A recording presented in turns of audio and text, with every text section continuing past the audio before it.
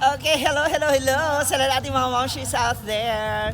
So this is my first day dito sa bayan ng Lugait. Kasama ko po ang nag-iisa kong friend na hindi naman kagandahan, hindi rin kabanguhan. Penguin! Hoy, baklang cotton candy!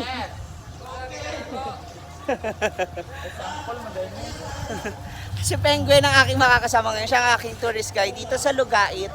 At ang bongga dahil ito agad ang bumungad sa amin. Kabababa ko na ng bus, ito agad yung binigay niya sa aking task. So mag-iikot-ikot kami dito sa Lugait. Nandito na kami sa kanilang municipality.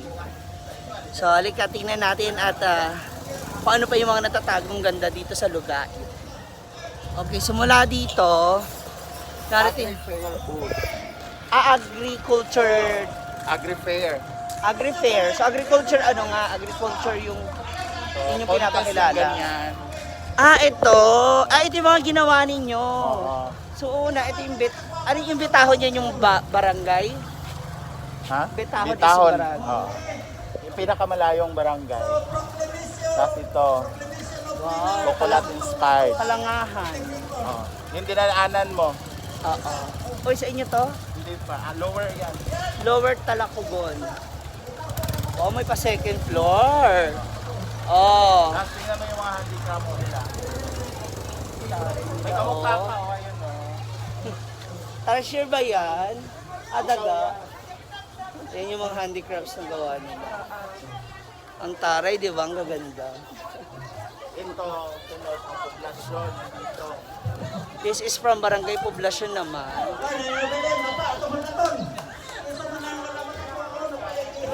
Amin. Ito ang sa Upper Talacogon.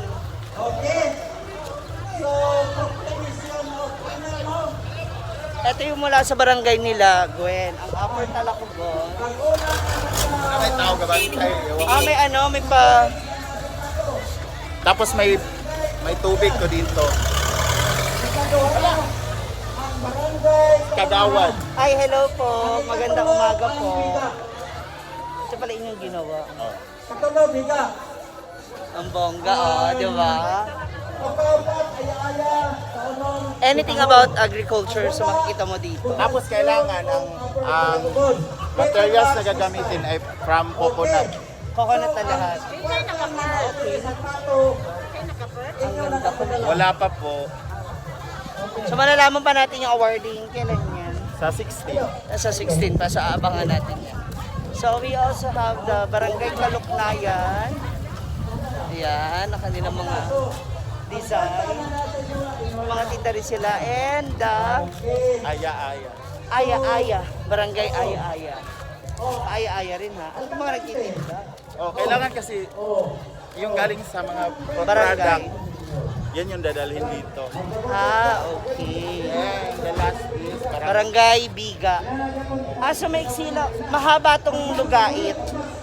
8 barangays lang. Ang barangay dito, 1, 2, 3, yung nasa sentro. Oo. Pabukid na lahat. Yung iba, okay. So, Ayan ayan. yung munisipyo namin. Then, that is the municipality of Lugait. Ang ganda rin, ang laki ha. In fairness, kahit maliit lang yung mga barangay, ilan lang barangay, pero ang laki ng barangay. At ang laki ng park nila, oh. Ayan. Hindi pa yan tapos, marami pang gagawin. And papuntay kita doon sa Tikog. Sa Tikog naman tayo. Ano yung Tikog? Basta, i-explain ko, patayin mo. Okay, so ngayon naman, nandito na tayo sa sinasabi ni Gwen na Bicog. Okay, so ito yung itsura ng Bicog nila. So kung bakit ganyan, inspired by the Walis Tingting. Awalis Tingting. Pero ang ganda ha, para siyang ano, para siyang, Pyramid na. hindi siya pyramid, yung para sa mga church din na pwedeng, Oo. pwedeng may pang ano, ang ganda ng pagkakagawa. Bakit may mga ganyan na ano, bakit may mga ganyan ano, lahat ba ng municipality ay may ganyan? Iba naman yun sa kanila. Yung ginagawa ng iba, yung mga ganon. Okay. So iba-ibang Iba-ibang style. design. Okay. So, ano, ang Bicog kasi isa rin ang Bisaya na ibig sabihin ay sa Walis Tagalog, Tingting. Walis Tingting. Ayan, this is my friend, my makeup artist. Pag Hi. dito sa Mindanao, siya yung makeup artist. Si Riri. Hi, Riri. Si Althea. Althea po. Nice meeting Ang you po. tulikuan. So magchichismisan pa kami. Iikot pa kami dito sa kanilang bayan. So samahan nyo kaming discoveryhin pa ang mga itinatagong ganda dito sa Lugait, Misamis Oriental. Let's go! Hi! Okay, so nandito naman tayo sa panibagong tourist spot, destination ng Lugait, ang Ecotourism Park o ang tinatawag nilang boardwalk dito sa Lugait. So, pagpasok mo, so yun ang bubungad sa inyo, ang kanilang entrance at ang kanilang pathwalk ay mga kawayan. Dito yung dadaanan. So mag-log-in So pagpasok natin dito, magkano po ang entrance? 20 pesos per head. So sulitin natin ang ang mga view dito sa boardwalk. Yan. Okay, simula ngayon, simula dito sa pagpasok ng entrance.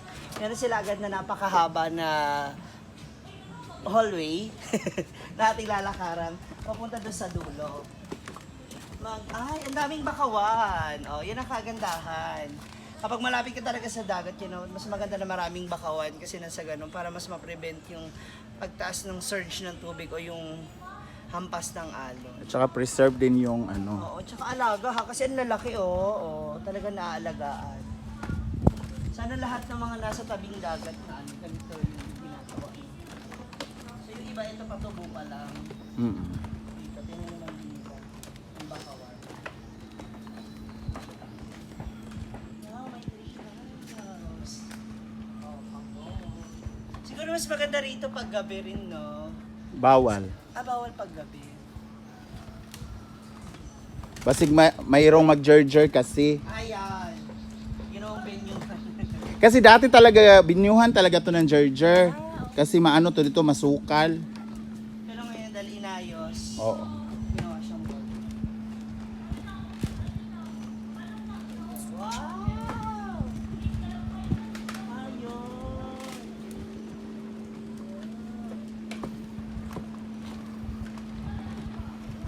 Ayan, may mga bagong tanim ng mga bakawan. And that's good. Ibig sabihin lang talaga, napapangalagaan itong lugar na ito. Kasi nga, malapit kami sa Holcim. Ito isang planta. Yan yung Holcim Philippines. Ano yan, di ba? Yung mga cement? Hindi. Tama ba? Tiles? Hindi. Semento. Semento. Tsaka talagang malinaw o makikita mo agad yung mga seaweeds, ay yung mga halaman sa dagat. Tsaka ang linis din ang bongga. Parehas nung kinaanseng. Pero mas ano to ha? For me, mas malinaw din na mas clear ng water. So, pwede kasi maligo dito. Kasi hindi ganun kamabato. Pero mahalaman.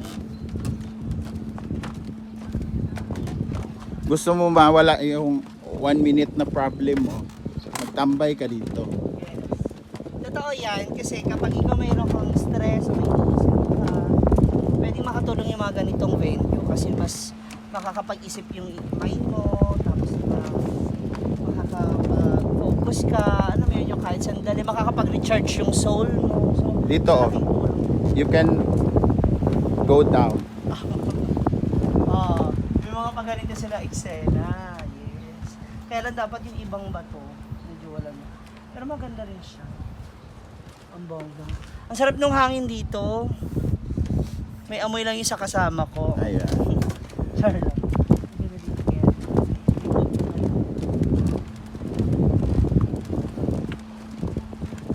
Alam niyo sa lahat ng ating mga mamshis out there na nanonood, ang dami pa talaga palang dapat i-screen sa Pilipinas. Ang gaganda. Bongga. Ito ba mataas? Ito ba bato dito ba nila? Pero, gagawin na kasi ito siyang parang Manila Bay. Lalagyan siya ng artificial Cameron. Next year. Yung sun. Oh yeah. Yan, so nandito ang National Boardwalk. Ano to? Yung kakanin ninyo. Bibingka. Bibingka, yes. Na itatry mo rin. Yes, ano yan. Imumukbang namin yan ni Gwen, so abangan niyo po yan. At doon talaga tayo sa legit na pagawaan. Doon sa nilulutuan talaga, doon Mismo. sa antique. Ah, that's good. Bongga yan. So, food trip, meron tayong Tapos ikaw maglagay. Ikaw Na- magluto. Ay, bongga. Ako pares na kay nakahang lang. Oo. Yung kay Fred. So 2 beses pa ako nakapunta dito. Taga Oh. dito ako pero Taga dito ka pero hindi ka masyado nagpupunta. hindi ako gala kasi. O, di ba? Yun yung sinasabi ko din sa ibang mga viewers na huwag tayong maging dayuhan sa sarili nating bayan. Especially kung meron kayong ganito kagagandang lugar. My God. Siguro kung ako yung taga rito, baka Araw-araw. ako yung madalas na gala. Oo. Dahil napakasulit nito. Ako, napakaraming pa namin pupuntahan ni Gwen. So, pakaabangan niyo po yan. For the meantime, ito muna ang aking first day of gala mula doon sa kanilang municipality. Siyempre, pagbaba mo mula doon sa Petron, which is yun yung entrance kasi papunta kina Gwen. Nakita na natin ang kanilang municipality, ang mga inihanda nilang mga booth para sa kanilang contest. At ngayon naman dito po sa ating Eco Park. So, sana na-enjoy nyo po yung aking first day ng paggagala. Once again, kasama ko po si Penguin para sa kanyang YouTube channel. I-follow natin yan. At sa kanyang Facebook page naman na Gwen ko. Gwen Comang. Gwen Comang. Ayan, may H pa rin. Gwen Comang. Parang gusto ko na rin palitan yung FB page ko para isang Ma'am Shiji na lang. Ay, ulit ito po si Ma'am Shiji kasama ng lahat ng mga Social Climber Squad. Thank you so much, guys. And magkita-kita tayo next gala. Bye! It's DJ.